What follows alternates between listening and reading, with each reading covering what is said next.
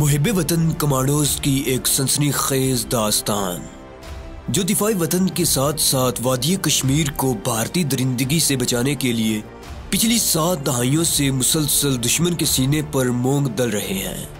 कहानी की तरफ बढ़ने से पहले आपसे गुजारिश है कि चैनल को सब्सक्राइब कीजिए और वीडियो को लाइक कीजिए। आइए कहानी की तरफ चलते हैं। वो कमांडो था, वो दुश्मन को गोली के बगैर भी जहन्नुम में पहुंचाने के तरीके जानता था। जब वो भारतीय सिपाही के अक्का में पहुंचा तो सिपाही ने पलटकर उसे देखा। इसके बाद इमरान ने उसे कुछ देखने या अपने दिफा में कुछ करने की मोहलत ना दी। उसने पीछे से अपना बायां बाजू भारतीय सिपाही की गर्दन में डालकर पूरी ताकत से उसकी गर्दन को ऊपर की तरफ झटका दिया।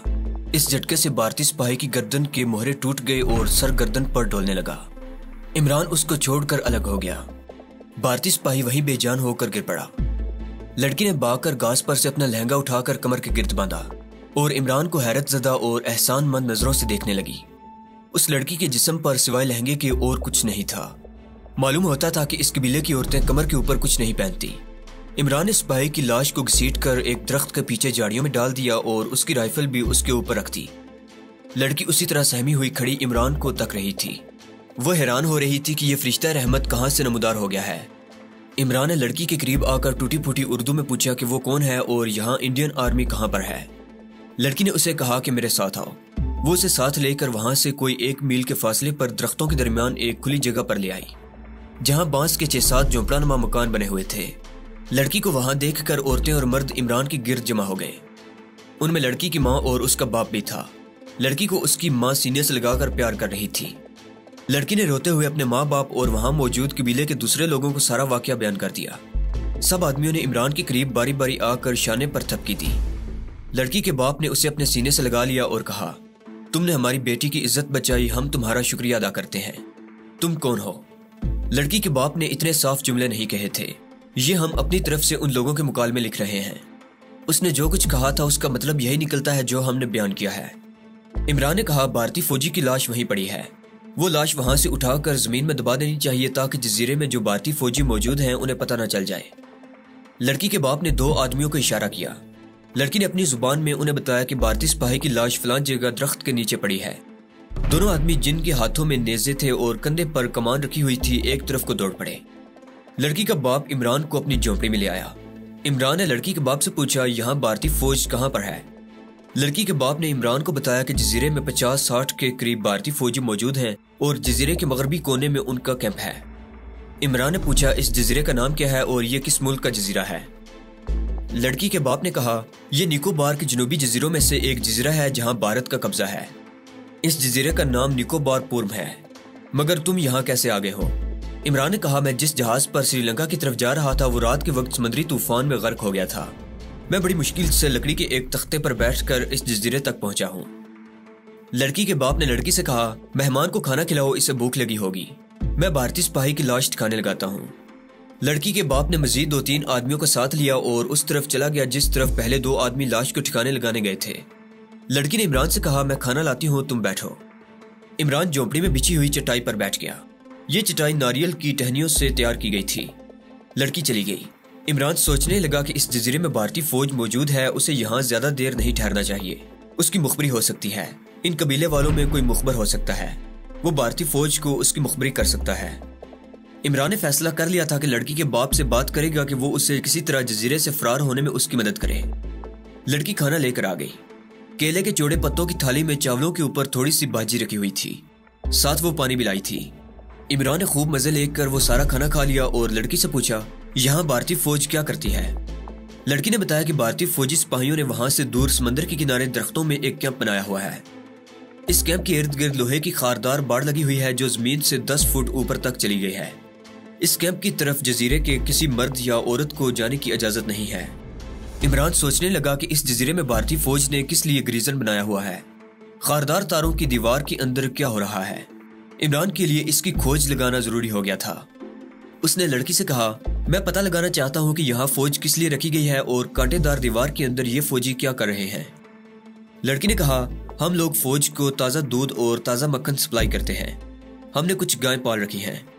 हमारा एक आदमी रोजाना सुबह के वक्त बैलगाड़ी पर दूध मक्खन लेकर जाता है और उसकी बैलगाड़ी को सिर्फ कैंप के अंदर लंगर तक जाने की इजाजत होती है। लांगरी दूध वगैरह ले लेता है और हमारा आदमी वहीं से वापस आ जाता है। कुछ देर के बाद लड़की का बाप कबीले के दूसरे आदमियों के साथ वापस आ गया। उसने इमरान से कहा, हमने भारतीय सिपाही की लाश को उसकी राइफल के साथ ही जमीन में गड़ा खोद कर दबा दिया है। किसी को पता नहीं चल सकेगा कि वो कहाँ गुम हो गया है। ये उन्होंने बड़ा अच्छा किया था। इमरान ने लड़की के बाप से कह दिया कि अपने फौजी की तलाश में इंडियन फौजी इस तरफ जरूर आएंगे। जब वो आए तो उन्हें इमरान के बारे में कुछ न बताया जाए। अगर आप लोगों ने मेरे बारे में बता दिया तो भारतीय फौजी मुझे भी गिरफ्तार कर लेंगे और आप लोगों को भी जिंदा नहीं छोड़ेंगे। लड़की का बाप कबीले का सरबराह था। वो इमरान का ज़ेरे बार एहसान था कि इमरान ने उसकी बेटी की इज्जत बचाई थी। वो कहने लगा, हमारे कबीले का कोई आदमी तुम्हारे बारे में जुबान नहीं खोलेगा। मैं इन्हें हुक्म दे दूंगा। ये लोग मेरे हुक्म पर अमल करना अपना मजहबी फर्ज समझते हैं। लड़की के बाप की बातों से इमरान ने अंदाजा लगा लिया था कि ये लोग भारतीय फौजियों से नफरत करते हैं, क्योंकि इससे पहले भारतीय फौज के 1-2 फौजी कबीले की लड़कियों की इज्जत बर्बाद कर चुके थे। कबीले के लोगों की भारतीय फौजियों से दुश्मनी इमरान के हक में जाती थी। वो अभी इनके दरमियान रहना चाहता था। वो ये मालूम करना चाहता था कि इतनी दूर एक जजीरे में भारतीय फौज ने किस गर्ज के लिए कैंप लगाया हुआ है। इस कैंप में जरूर कोई पुरस्कार काम हो रहा था, वरना सिर्फ फौज को मशक कराने और लेफ्ट राइट कराने के लिए भारतीय हाई कमांड को अपनी एक फौजी कंपनी इतनी दूर समंदर के एक जजीरे में भेजने की कोई जरूरत नहीं थी। फौज को ट्रेनिंग देने और कवायद करने के लिए भारत के अपने मुल्क में बड़ी जगह थी और बड़े ट्रेनिंग सेंटर थे। इमरान सिर्फ इन कबीले वालों की मदद से ही इंडियन फौजी कैंप के अंदर जा सकता था। इसके लिए उनकी भारतीय फौज से दुश्मनी को इस्तेमाल किया जा सकता था। कुछ वैसे भी कबीले के लोग इमरान की बड़ी इज्जत करने लगे थे कि उसने बड़ी बहादुरी से काम लेकर उनके सरबराह की बेटी की इज्जत बचाई थी। अब ऐसा हुआ कि जब वो फौजी सिपाही जिसको इमरान ने हलाक किया था और जजीरे के कबीले वालों ने जिसकी लाश को जमीन में दबा दिया था, अपने कैंप में वापस न आया तो उसकी तलाश शुरू हो गई। एक फौजी पार्टी कबीले वालों के गाँव में भी आ गई। इस फौजी पार्टी की आमद की इत्तला कबीले के एक आदमी ने पहले ही सरदार को दे दी। इमरान को मालूम हुआ तो उसने सरदार से कहा, मुझे किसी जगह छुप जाना चाहिए। आप लोग फौजी पार्टी को मेरे बारे में कुछ न बताएं। वो आपसे फौजी की गुमशुदगी का पूछे तो यही कहें कि कोई फौजी इस तरफ नहीं आया। कबीले के सरदार और लड़की के बाप ने कहा, तुम फिक्र ना करो। इसके बाद उसने गांव के सारे आदमियों को जमा किया और उन्हें हिदायत की कि वो अपने मोहसिन के बारे में फौजियों को कुछ नहीं बताएंगे। सब कबीले वालों ने अपनी जुबान में लड़की के बाप और कबीले के सरदार के सामने सर झुकाकर कहा कि वो अपने मेहमान और मोहसिन के बारे में एक लफ्ज भी जुबान पर नहीं लाएंगे। लड़की के बाप ने सबको वहां से चले जाने और अपना अपना काम करने की हिदायत की और इमरान से कहा, मेरे साथ आओ। वो इमरान को लेकर झोंपड़ी नुमा मकान के पीछे आ गया। यहाँ एक छोटा सा टीला था जिसकी डाल में एक जगह कुदरती गार बना हुआ था। लड़की के बाप ने इमरान को उस गार में छुपा दिया और कहा, घबराना बिल्कुल नहीं, इस तरफ कोई भारतीय फौजी नहीं आएगा। वो चला गया। जाने से पहले गार के मुंह के आगे झाड़ियों का एक छाबा सा रख गया, जिससे गार बाहर से दिखाई नहीं देता था, लेकिन अंदर ताज़ा हवा बराबर आ रही थी। इमरान वहां खामोश होकर बैठ गया। कुछ देर के बाद उसे गांव की जानिब से आदमियों की बातें करने की आवाजें आने लगी। आवाजें सिर्फ उसे सुनाई दे रही थी, मगर अल्फाज उसकी समझ में नहीं आ रहे थे। वो समझ गया कि अपने सिपाही की तलाश में भारतीय फौजी पार्टी गांव में आ गई है। देर तक वहां आवाज सुनाई देती रही, फिर खामोशी छा गई। 2-8 घंटे बाद लड़की का बाप और कबीले के सरदार उसके पास आया और कहने लगा, भारतीय फौजी आए थे, कह रहे थे कि उनका एक लांस नायक कहीं गुम हो गया है। इस तरफ तो नहीं आया, किसी ने उसे इस तरफ आते जाते देखा तो नहीं? हमने कहा कि इस तरफ हमने किसी फौजी को नहीं देखा, अगर देखा होता तो हम आपको जरूर बता देते। भारतीय फौजी ने, जो कैप्टन था, कहा कि हम झोंपड़ी की तलाशी लेंगे। हम कैसे इनकार कर सकते थे? हमने कहा जरूर तलाशी लें। हम एक तरफ होकर खड़े हो गए। वो 7 भारतीय फौजी थे, हर एक के पास एक एक राइफल थी। उन्होंने बारी बारी गांव के तमाम झोंपड़ों की तलाशी ली। गायों के बाड़े में भी जाकर देखा, मगर उन्हें गुमशुदा भारतीय सिपाही न मिला। उनके कैप्टन ने मुझे कहा कि हमारा इंडियन आर्मी का एक एक सिपाही बड़ा कीमती है। अगर तुम्हें उसका कोई खोज मिले तो हमारे कैंप में आकर कमांडर साहब को फौरन खबर करना। मैंने कहा ठीक है। इसके बाद वो चले गए। मेरा ख्याल है कि वो अब नहीं आएंगे। इमरान ने कहा, वो अपना कोई जासूस पीछे न छोड़ गए हों, इसलिए मेरा अभी गार से निकलना मुनासिब नहीं है। मैं अंधेरा होने के बाद यहाँ से निकलूंगा। इतनी देर में तुम ये पता करो कि गांव में इधर उधर कोई अजनबी चेहरे वाला आदमी तो चल फिर नहीं रहा, या किसी बकारी के बेस में या किसी साधु जोगी की बेस में तो किसी जगह नहीं बैठा हुआ। अगर तुम्हें अपने इलाके में कोई ऐसा आदमी दिखाई दे तो उसे कुछ न कहना, सिर्फ आकर खबर देना। लड़की के बाप ने कहा ठीक है, हम ऐसा ही करेंगे। इमरान सारा दिन गार में बंद रहा। दोपहर को लड़की आकर उसे खाना वगैरह दे गई। शाम हो गई तो लड़की का बाप खुद आ गया। कहने लगा, एक जोगी गांव से थोड़ी दूर एक दरख्त के नीचे बैठा हुआ है। इमरान ने चौंक कर कहा, वो भारतीय फौज के जासूस है, उससे खबरदार रहना, हो सकता है वो रात को तुम्हारे गांव में तलाशी लेने के लिए आए। तुम लोग इससे खबरदार रहना। मैं अभी इसी जगह रहूंगा। मेरा गांव में जाकर झोंपड़े में रात गुजारना हम सब के हक में खतरनाक साबित हो सकता है। लड़की के बाप की समझ में इमरान की बात आ गई। कहने लगा, तुम जैसा कह रहे हो हम वैसा ही करेंगे। इसके बाद वो चला गया। इमरान सोचने लगा कि भारतीय कैंप कमांडर ने वही किया है जो उसे करना चाहिए था। उसने अपना एक जासूस साधु के बेस में पीछे छोड़ दिया है। इमरान इस जासूस को हलाक नहीं कर सकता था। उसे अब इंतजार करना था कि ये जासूस साधु कब गांव के बाहर से वापस जाता है। इतनी देर तक वो गार में ही रहना चाहता था। उसकी शक्ल वहां अजनबी थी। वो कबीले के लोगों से हर लिहाज से मुख्तलिफ था। उसका लिबास मुख्तलिफ था। उसका रंग कबीले वालों की तरह गहरा सांवला नहीं था बल्कि गोरा था। वो साफ पहचाना जा सकता था कि वो इस कबीले का आदमी नहीं है। रात को कबीले का एक आदमी उसे गार में ही खाना वगैरह दे गया। रात गुजर गई। दूसरे दिन नाश्ता लेकर लड़की का बाप खुद आ गया। उसने कहा, भारतीय फौज का जासूस कल गांव के 2-3 चक्कर लगा गया है। वो भीख मांगने आया था और बड़ी गहरी निगाहों से हर एक को देख रहा था।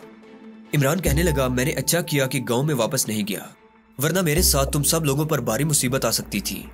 भारतीय फौजी कमांडो मुझे पकड़ कर ले जाते और अगरचे मैंने उन्हें गुमशुदा सिपाही के बारे में कुछ नहीं बताना था, लेकिन वो तुम्हारे कबीले के सारे मर्दों को पकड़कर कैंप में ले जाते, उन पर तशद्दुद करते।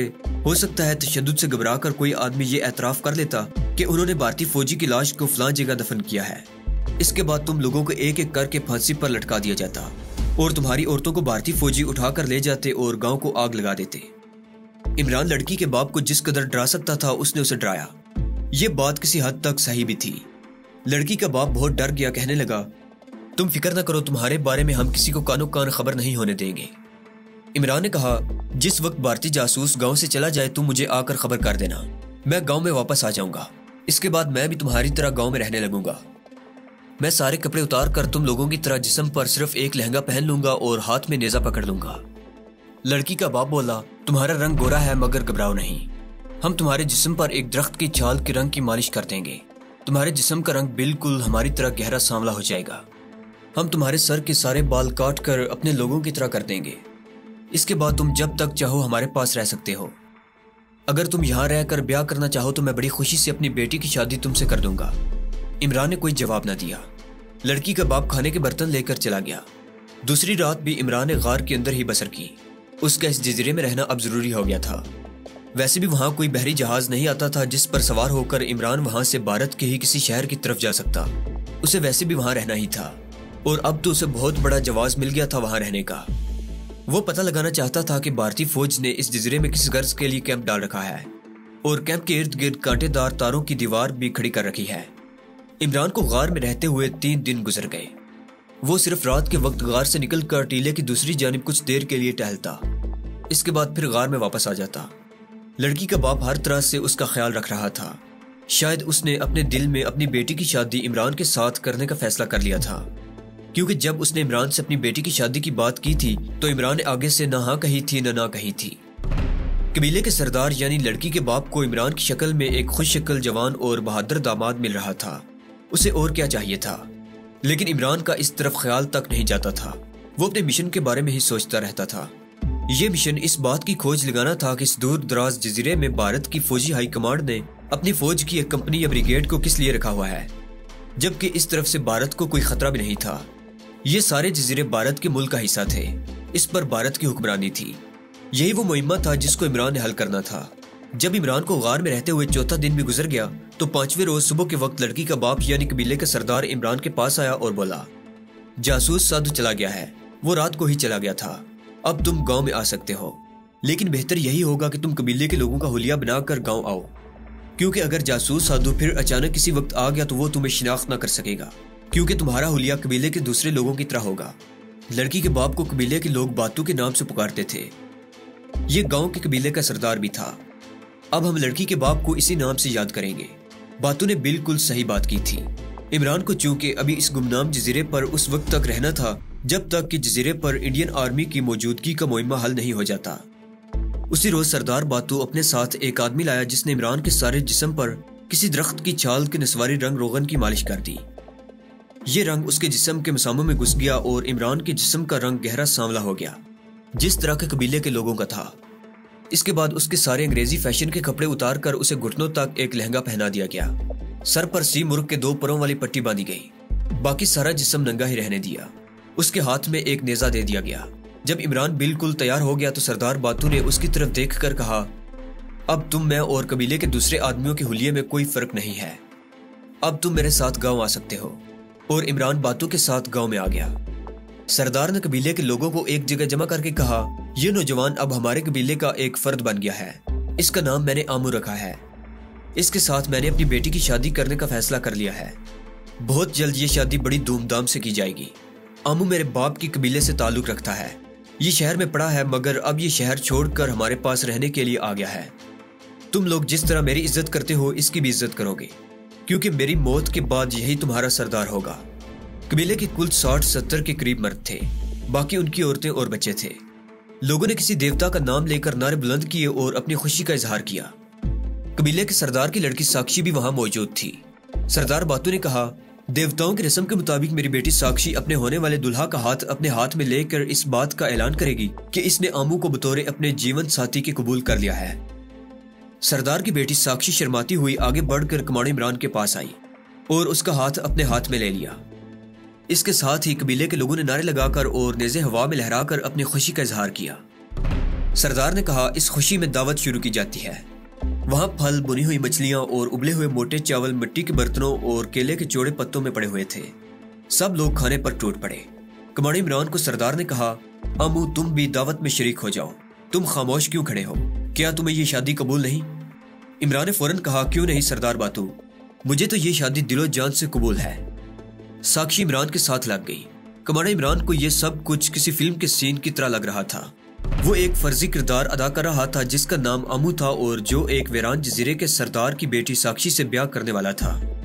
इसके लिए जजीरे पर हर हालत में उस वक्त तक रहना जरूरी था जब तक कि उसे यह पता नहीं चल जाता कि वहां इंडियन आर्मी ने किस कर्ज के पेश नजर छावनी डाल रखी है।